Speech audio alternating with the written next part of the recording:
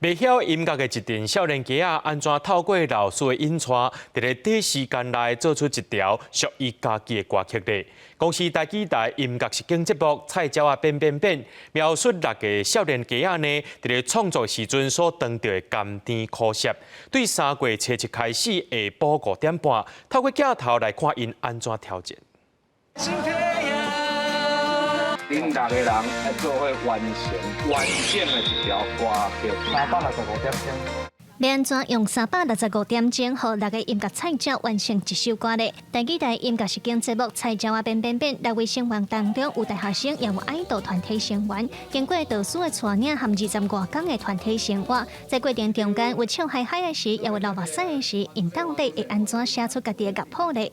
虽然会哭会反会冤家会甲我呛，会想要归去当定大歹做，但是咧，因这个年纪有的迄个热情，会原啊甲因经过啊。迄条歌算讲是因头一回啦，吼啊，因拢感觉足满意的啦。我个人是无安尼感觉。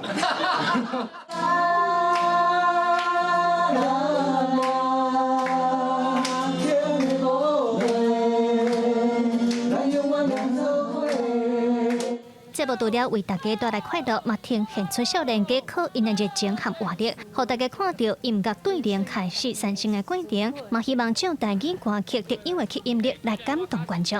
听很多台语的这个摇滚乐，其实都是年轻人对于时事、对于台湾的历史文化有自己独到的见解，然后变成流行歌曲为大家传颂。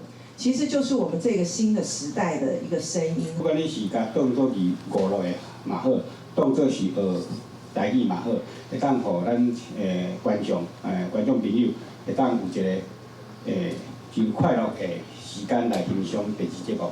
菜鸟啊变变变是台记台第1个实境节目，会对3月初7开始放送。除了电视以外，嘛会伫 YouTube 网络播出。希望讲透过实境节目，让大家听到少年家的声音，嘛看到台湾囡仔的热情和活力。记者林旭凯台北报道。